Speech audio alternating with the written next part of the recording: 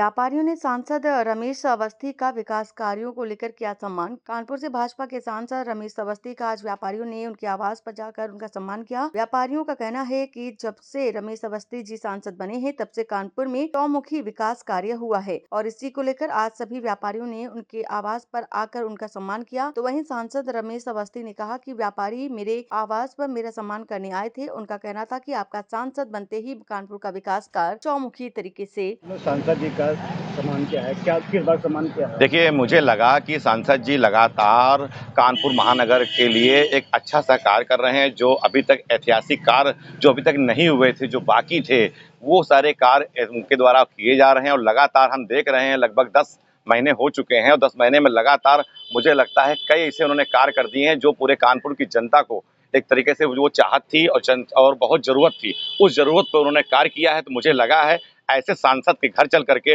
उनका स्वागत और सम्मान बनाना चाहिए, ताकि कानपुर की प्रगति के लिए वो दिन रात एक और कर दें और आने वाले जब हो गए चुनाव तो उसमें दिखाई पड़ेगा कि कानपुर के सांसद ने एक भव्य कार्य जो है कानपुर बनाया है, उसके साथ सज्जा बढ़िया करी है और कानपुर के रोडों का विकास किया है, कानपुर में पुलों का और एलिवेटेड रोडों का और जो मेट्रो ट्रेन सबका उन्होंने जो कार्य किया उस पे लेकर के आज हनुमान जयंती के दिन पर पे हनुमान जी की कृपा कानपुर महानगर के वासियों पर बनी रहे, इसीलिए आज उनके घर जाकर के स्वागत सम्मान किया। सम्मान किया है आपके कार्यों को लेकर, किस तरह सम्मान किया, क्या?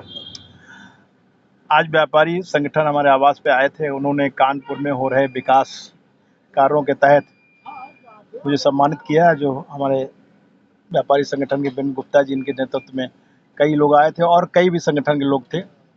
उनका कहना था कि कानपुर में काफ़ी सालों बाद विकास की किरण दिख रही है। इसके लिए मैंने कहा उनसे कि माननीय प्रधानमंत्री जी को मैं धन्यवाद देना चाहता हूँ, माननीय मुख्यमंत्री जी को धन्यवाद देना चाहता हूँ, जिन्होंने कानपुर के विकास को प्राथमिकता में लिया। और मैंने जो भी कानपुर के विकास के संबंध में उनसे कहा, सभी परियोजनाओं की लगभग उन्होंने स्वीकृति दी। माननीय प्रधानमंत्री जी मेट्रो का उद्घाटन करने के लिए अभी 24 तारीख को आ रहे हैं और माननीय मुख्यमंत्री जी रहेंगे। और तमाम, चाहे ग्रीन पार्क हो, चाहे कानपुर की 21 साल से मांग थी एलिवेटेड रेलवे के ट्रैक की, जो उसकी भी सौगात माननीय प्रधानमंत्री जी के आशीर्वाद से मिली है। और यहाँ कानपुर का एक रेलवे ट्रैक जो बंदना से लेकर और अमरगंज तक बनने जा रहा है, जिससे कानपुर की मुझे लगता है जाम की 60% से ज़्यादा समस्या समाधान हो जाएगी। उसके बाद जाम की समस्या को ही लेकर हमने माननीय नितिन गडकरी से बात की थी। वो भी एक प्रोजेक्ट स्वीकृत हो गया है जो रामा देवी से लेकर और गोल चौराहे तक एक रोड, एलिवेटेड रोड बनने जा रहा है। मुझे लगता है उसके बनने के बाद और जाम की समस्या समाप्त हो जाएगी। साथ में एक मरियमपुर से लेकर वहाँ सचान गेस्ट हाउस तक जो उत्तर और दक्षिण में जो जाम लगता था, उसकी समस्या के बारे में माननीय मुख्यमंत्री जी को अवगत कराया था। तो उसकी भी प्राथमिक स्वीकृति माननीय मुख्यमंत्री द्वारा दे दी गई है।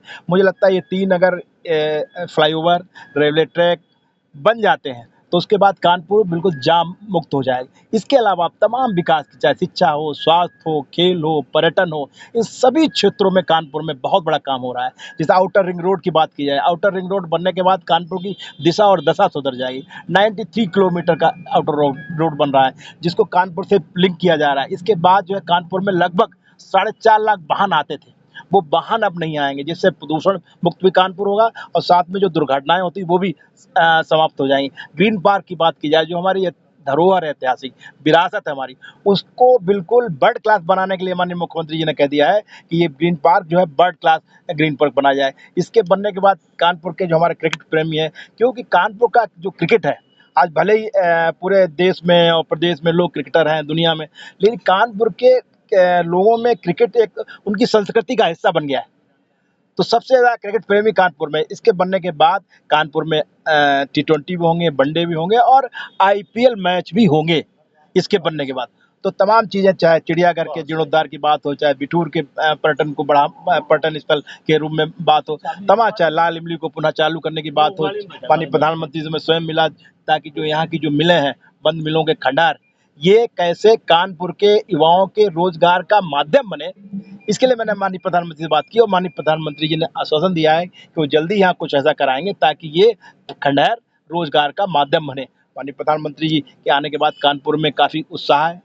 लोगों का मानना है माननीय प्रधानमंत्री जाएंगे तो कानपुर के लोगों को और कुछ दे जाएंगे। इससे पहले माननीय प्रधानमंत्री जी जब आए थे उसके बाद ही कानपुर के विकास की जो रूपरेखा थी वो तैयार की गई थी उसके बाद जब मैं लोकसभा का मेंबर चुना गया तो उसके बाद मैं माननीय प्रधानमंत्री जी से, माननीय मुख्यमंत्री जी से मुलाकात की, तो उन्होंने कहा कि कानपुर का विकास उनकी प्रतिबद्धता में है और वो दिख भी रहा है। मुझे लगता है कि अगले 5 साल का जो मेरा कार्यकाल है, उस कार्यकाल में कानपुर के विकास जो 50 साल में नहीं हुआ, वो 5 साल में होगा और इसके लिए मैं सभी अपने कानपुर वासियों का भी धन्यवाद देना चाहता हूँ कि उन्होंने मुझे यहाँ का सांसद चुना, उन्होंने मुझ पे भरोसा जताया, विपरीत परिस्थितियों में मुझे यहाँ जिताया, तो उसके लिए मैं आभार व्यक्त करता हूँ। निरंतर उनका सहयोग मिलता रहता है, उनका आशीर्वाद मिलता है, उनके आशीर्वाद, उनके सहयोग की जो ताकत है, उस ताकत के बदौलत ही मैं कानपुर के विकास के लिए प्रतिबद्ध हूँ और मुझे लगता है कानपुर भी माननीय प्रधानमंत्री जी का जो विजन है कि उन्होंने विकसित भारत का सपना देखा है, उसी विजन को आगे बढ़ाते हुए हम लोग भी